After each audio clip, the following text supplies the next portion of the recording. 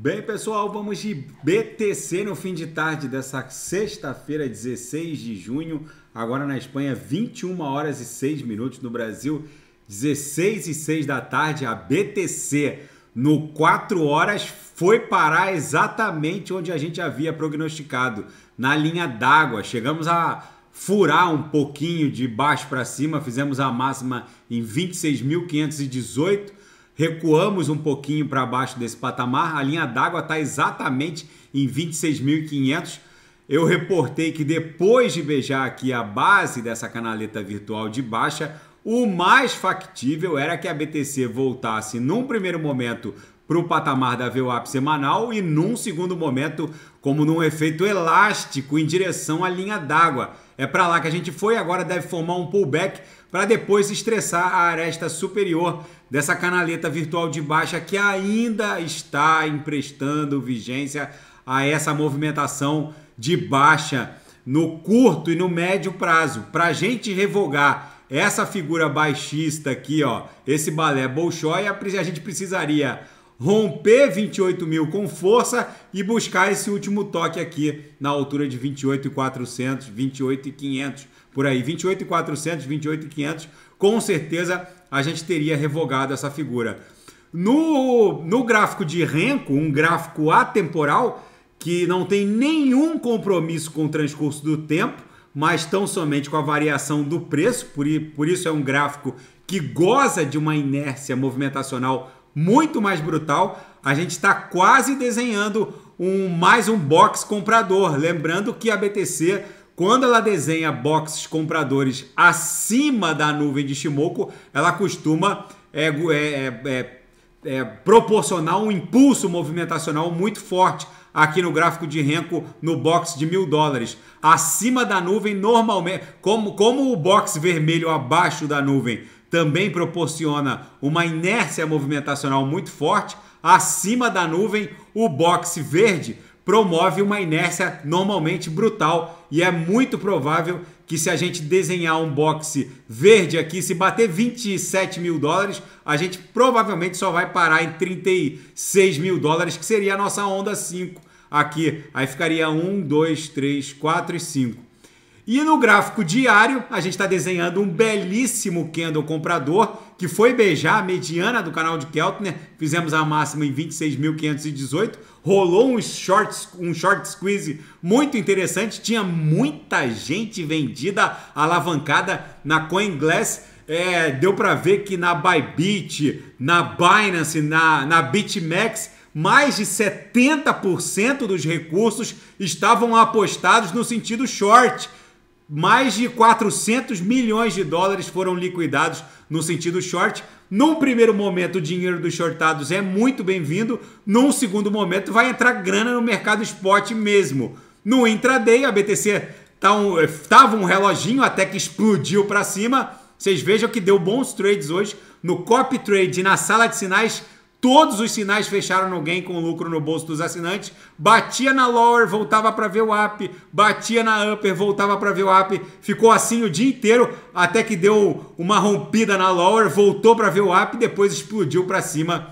E aí, simplesmente, o short squeeze acabou fazendo o trabalho para que a BTC ganhasse essa musculatura. Já que, para encerrar posições desalavancadas no sentido short, é preciso recomprar. E nessa recompra, os sistemas vão recomprando a mercado, aí por isso que dá essas agulhadas para cima. E na seara fática, a Binance está sofrendo uma fiscalização nesse momento de autoridades francesas que estão investigando uma série de fatos, principalmente ligados à lavagem de dinheiro e compliance. A Binance prometeu reportar ao mercado um relatório dessa blitz, por assim dizer, dessa batida das autoridades francesas na Binance francesa. E depois da Coinbase, Binance, Kraken e Gemini, agora o regulador norte-americano foi para cima da Okacoin. O regulador reportou que a Okacoin violou a seção 18 da Lei Federal de Seguros e Depósitos. Enfim, teria afirmado que um determinado ativo teria a sua emissão sido autorizada pelo regulador bancário quando não foi, enfim. Vamos ver como isso vai se desdobrar na seara geopolítica e finanças internacionais. O Bank of America diz que o mercado de ações tradicional, o mercado acionário tradicional norte-americano, apesar desse rallyzinho de alta que ele está protagonizando, vai sofrer um grande crash. Os analistas do Bank of America dizem que esse impulso que a inteligência artificial acabou dando nas ações de algumas empresas como Nvidia, Microsoft, é só um respiro final e que viria ali na frente um crash ao estilo 2008 do subprime. Enfim, vamos ver se isso vai se desdobrar. Num primeiro momento, com certeza, o mundo cripto seria afetado. Mas o mundo cripto agora está reagindo à notícia de que a BlackRock arquivou um pedido junto à SEC para emitir um ETF lastreado em BTC no mercado à vista. Não é o ETF de futuros, é um ETF de BTC no mercado spot. Lembrando que a BlackRock é a maior gestora de ativos do planeta. Eles gerem mais de 10 trilhões de dólares em ativos. Alguns escritórios de advocacia e analistas que conhecem com uma certa intimidade o modus operandi da BlackRock, eles dizem que dificilmente a BlackRock promoveria um pedido administrativo junto à SEC sem saber previamente se o pedido seria aceito.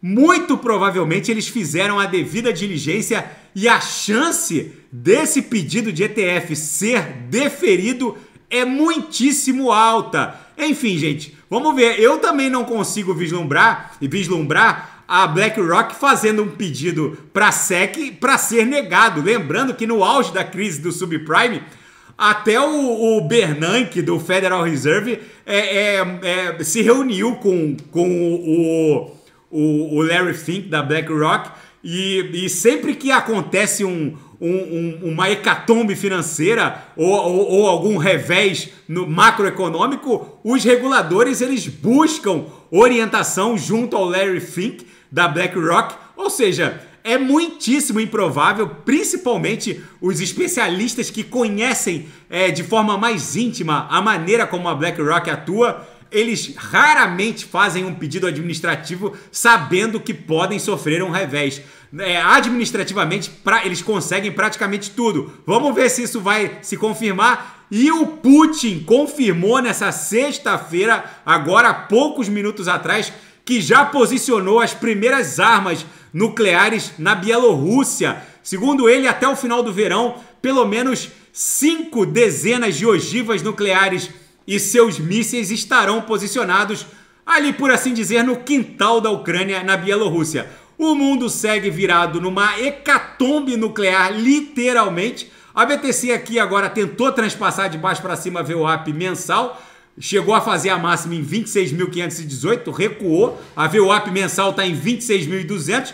Na primeira tentativa normalmente recua, na segunda ela consegue, e aí a próxima parada provavelmente vai ser 27.400, 27.500, que é o patamar da VWAP do mês passado. A BTC agora está migrando forte em direção à aresta superior dessa cunha, que está um pouquinho acima de 27 mil, é para lá que a gente está indo. Se romper 27.200, 27.300, teria que buscar 28.400 para poder revogar essa cunha triangular e também aquela figura baixista do canal de baixa no 4 horas, que também tem como ponto de inflexão para revogação 28.400. Tá bom, pessoal? Se nada fugir do script, eu volto amanhã para analisar a própria BTC. Fiquem com Deus e quem quiser sugerir é só colocar nas mensagens abaixo. Até amanhã, grande abraço, fiquem com Deus.